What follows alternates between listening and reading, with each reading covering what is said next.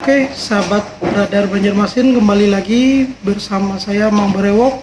Kali ini Mang Berewok akan membuat sebuah konten baru untuk pembaca setia Radar Banjarmasin.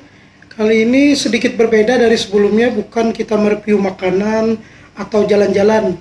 Kali ini kita coba sesi ala-ala podcast sama Mang Berewok lah.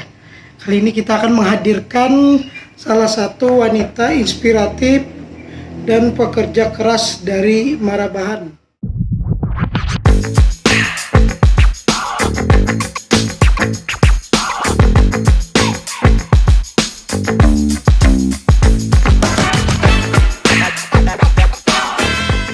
Jadi untuk podcast ala-ala Mang Berewok ini sederhana aja sih, kita berbincang santai bersama Ani Arliani Effendi atau biasa dipanggil Mbak Ani nih, atau Ukti Ani nih. Wah.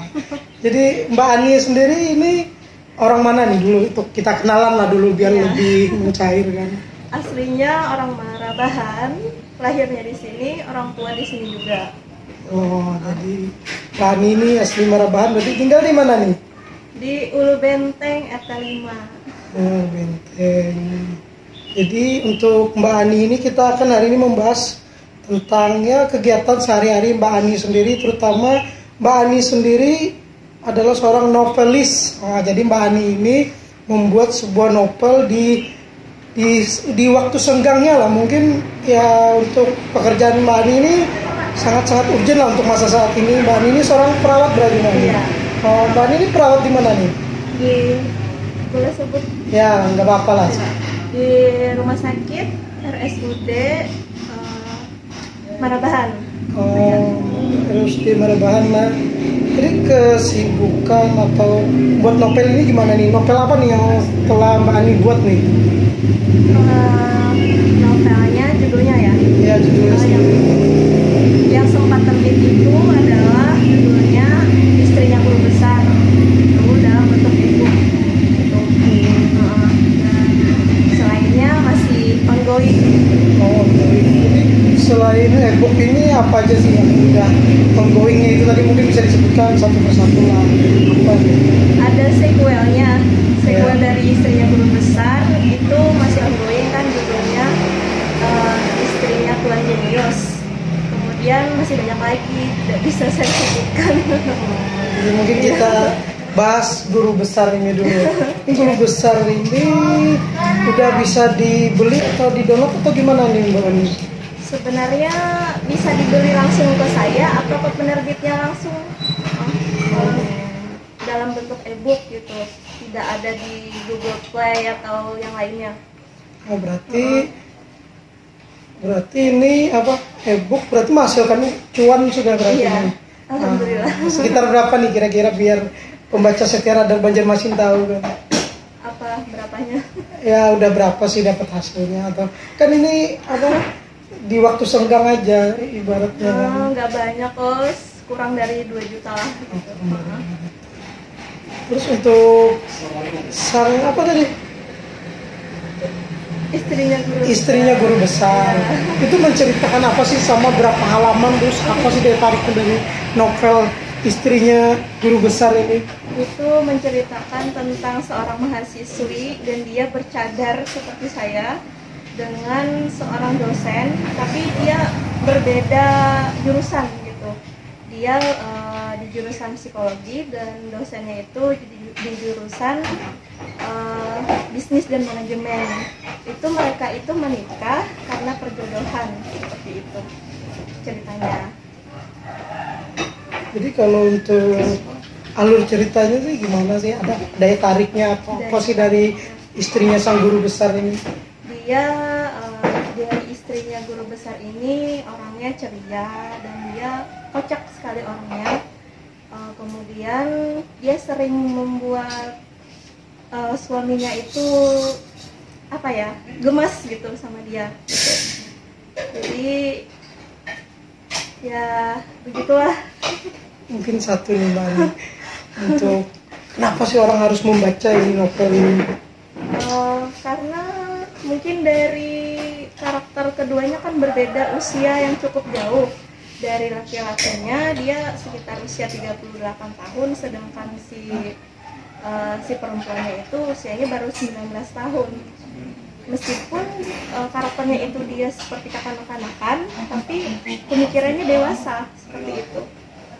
Tapi untuk endingnya berarti bahagia nih? Iya, bahagia. Tetap bahagia. Iya. Berarti sekarang masih aktif nih nulis? Masih. Nulis novel atau apa?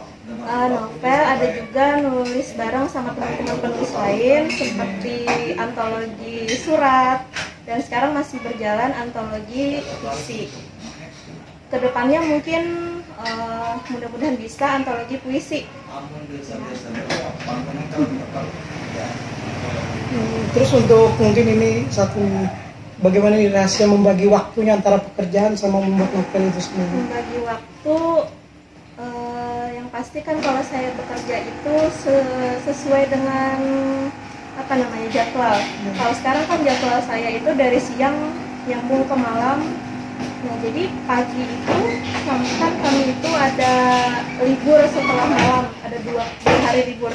Jadi 2 hari libur itu yang digunakan untuk membuat novel itu.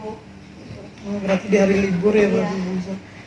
Ini mungkin ya di luar pembuatan novel ini, Ani ini sendiri aktif nih berarti, selain di perawat juga jualan online ya berarti?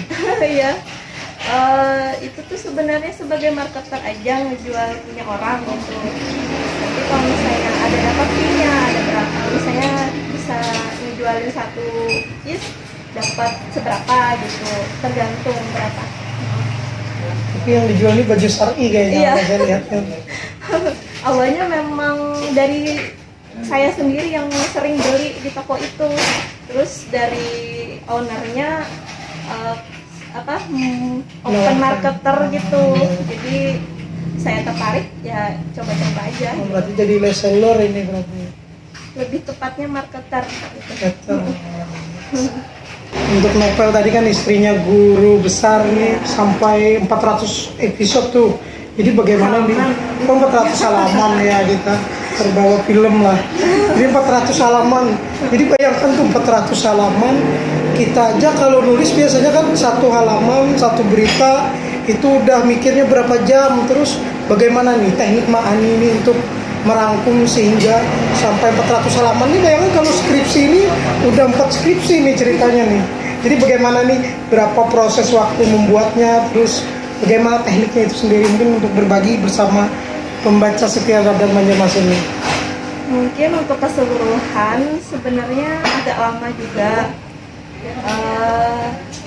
Kalau dibagi ya, biasanya saya 1 hari 1 bab, itu sekitar 2-3 jam bikin 1 bab itu. Di dalam 1 bab itu maksimal sekitar 2000-an kata gitu. Jadi kalikan aja itu berapa sampai berapa part gitu, ada saya dapat. Dalam 1 hari itu? Dalam 1 hari itu satu bab. Oh, 1 bab. 1 bab itu satu halaman berarti ya? Atau berapa halaman? Sekitar berapa halaman ya? Sekitar 10 halaman. 10 halaman. 10 halaman kan kita bagi 400 halaman itu, wah, itu 300 hari, berarti sekitar setahun lebih nih berarti. Iya. Berarti butuh proses waktu yang panjang juga berarti ini. Dan butuh mood yang bagus. Oh, jadi mood juga mempengaruhi nih untuk membuat sebuah novel itu sendiri.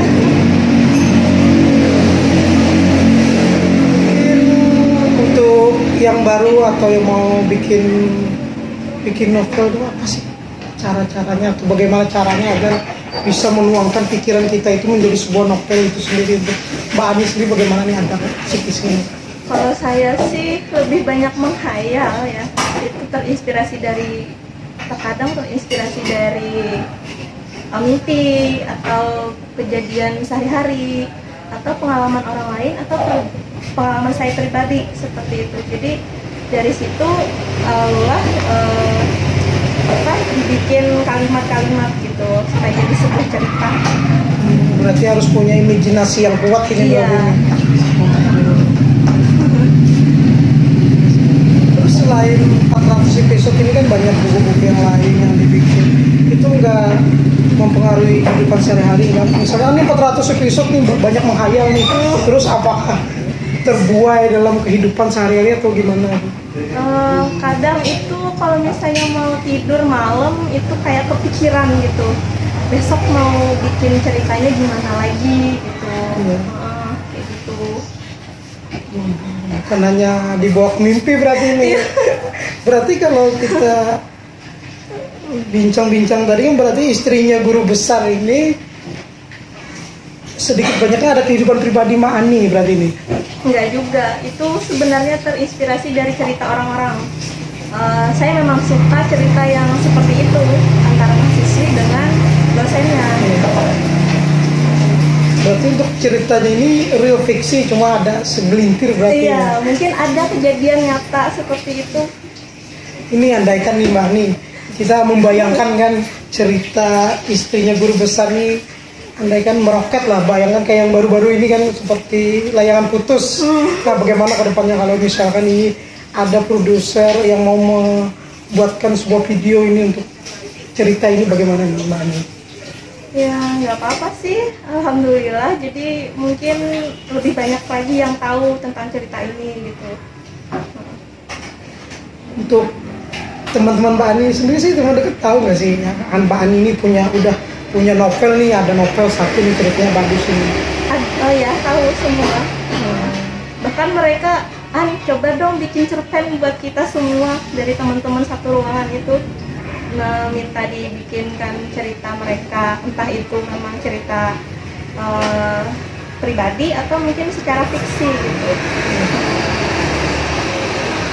Oke, mungkin Amang Brewok udah habis-habis kata ini.